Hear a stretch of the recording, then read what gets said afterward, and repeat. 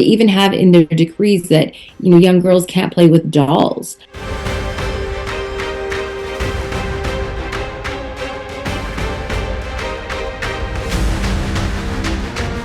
It's to somehow just suddenly not be allowed to dream about what your life will look like in the future. We've just seen so much hypocrisy as a population. The entire reason for that long invasion of the country was supposedly to empower women.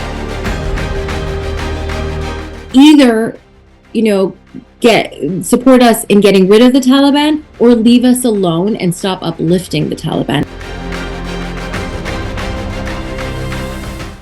Imagine waking up in your bed and you do not have a right to decide what to wear, whom to speak, where to go, what to study, what to wear, and where to work.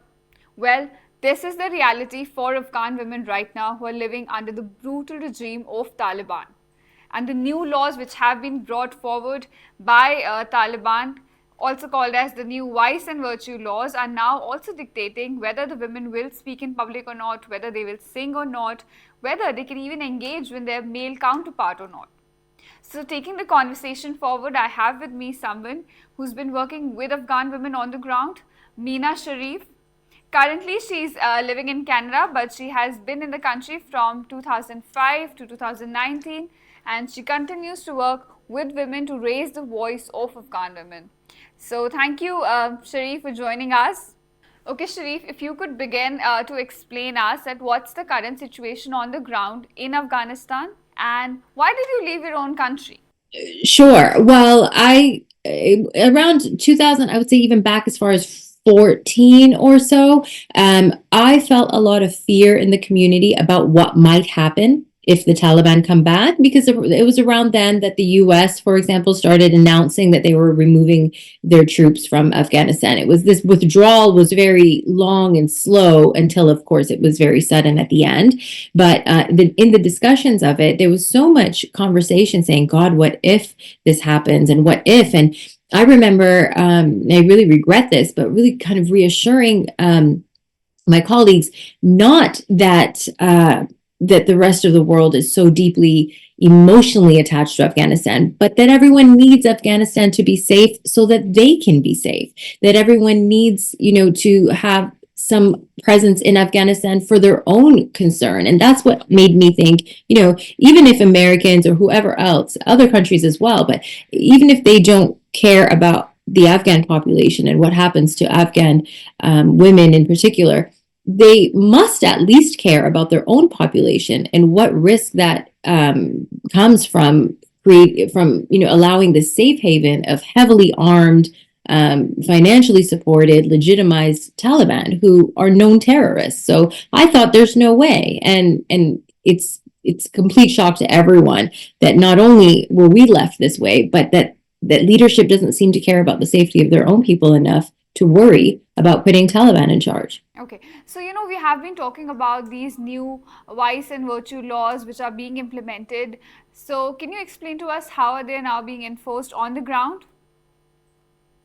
According to their own words, women are punished, and their own decrees speak for what the women are going through. That women are not allowed to be in public without a chaperone, that they are not to be heard, that they are not to be singing, speaking publicly. They are, really, it's from every level that they're being asked to slowly disappear from not only public sphere, but a lot of damage, I think, is going to be done to their psyche. And that is quite honestly what feels like is the real target, is to just sort of attack their motivation to stand up against the Taliban in any way. They even have in their decrees that young girls can't play with dolls, that pictures for children can't have books. So this goes way into the household as well. It's not just public facing and what they're wearing. It's really kind of an attempt to have a deep erasure of not only women, but of women, Afghan women living within their own culture, which they've known for thousands of years. That's being erased. So, you raised an important point about the psychological impact of these laws. So, if you could elaborate on how the psyche of young girls is being impacted because of this? The girls that, for example, I worked with in my time living in Afghanistan, who are now older, they have memories that of a time growing up that they were doing sports, riding bicycles. It was new for them as well to have exposure to these things. They were interacting with other women and had really big dreams, and it's to somehow just suddenly not be allowed to dream about what your life will look like in the future is already such an impactful, hardship for a young girl to even be told that, never mind to actually experience it. And then to kind of continuously see the rights taken away while also knowing that the rest of the world sees it.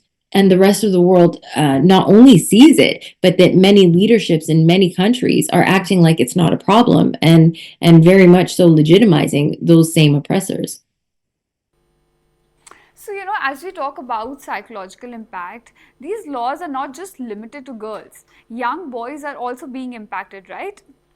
Men and boys. I mean, when I said that young girls can't play with dolls, young boys will not be allowed to play with marbles. I mean, the attack on the psyche is really an attack on Afghan people, on their culture, on their existence, and really essentially wanting to turn them into their own zombies, just to control. That is not leadership. That is an attempt at ownership of Afghanistan.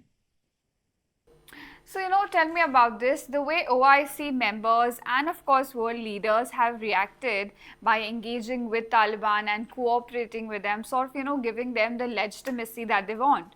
So, what's your take on this?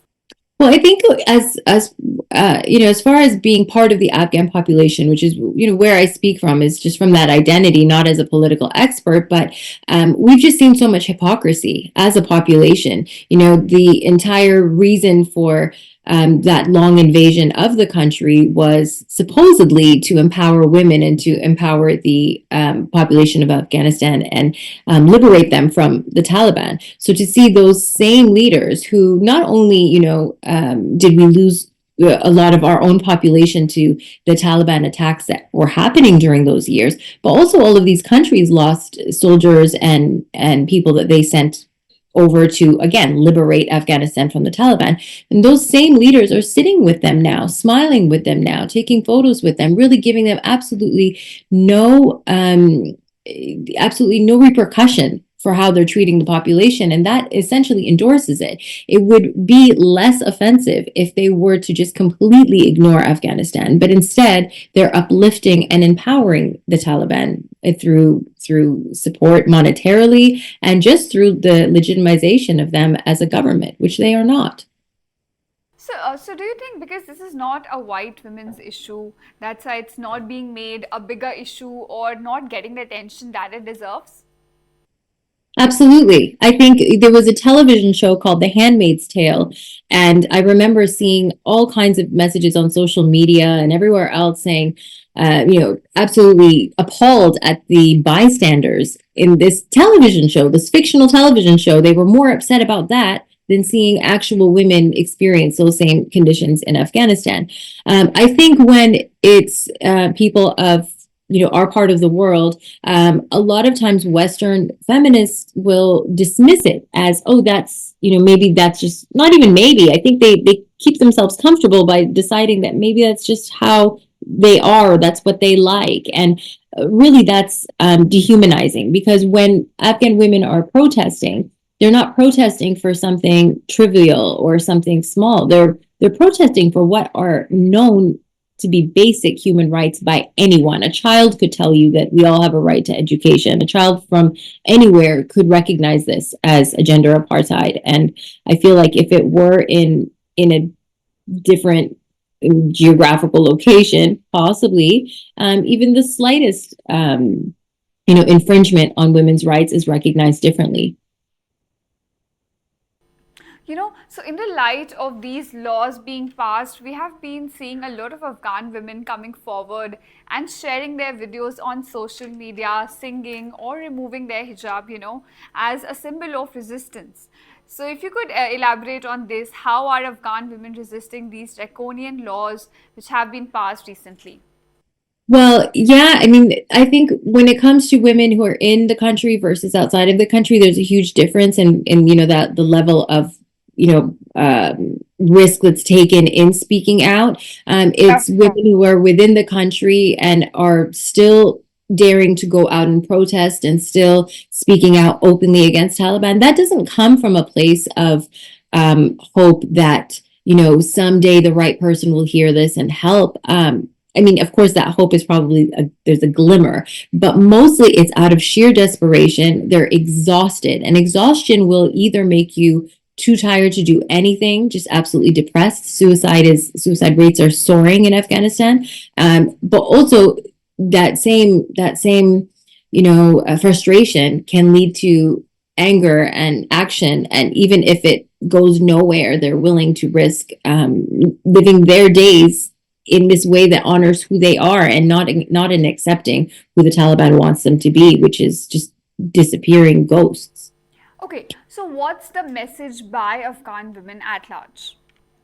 Well, I think there's no one message from Afghan women because there's, again, not a consensus necessarily that you can get about women. Like I said, some are in fear, some are angry, some, I would say essentially no one supports them because that's like just supporting your own disappearance and your own oppression. But the general message that I would say is either get support us in getting rid of the Taliban or leave us alone and stop uplifting the Taliban at least. And it's not a matter of begging the rest of the world for help. It starts with saying, at least don't be hypocrites. At least stop uplifting the same people that you called terrorists, the same people who are putting us in this position.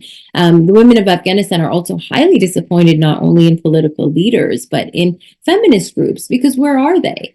How is this not the biggest thing to happen, for all women to mobilize around the world, all the feminist leaders to really come together and make a lot of noise about this? We don't hear it and we don't see them. And that's been highly disappointing as well. But as far as where I see this going is the Taliban are not legitimate leaders. And when you're not a legitimate leader, you don't last. And that's not just something in Afghanistan. I don't think that you could say that about anywhere in the world, that some group comes and terrorizes an entire country and it lasts forever. It will not last forever. And in the meantime, Afghan women are keeping themselves strong, passing down education, refusing to ever give in to what they hope will happen, which is everyone giving up who they are and what they believe in. Education, the right to work, the right to be part of society, that goes into very deep into Afghan history, and they can't get rid of it. They didn't get rid of it last time, and they can't get rid of it now.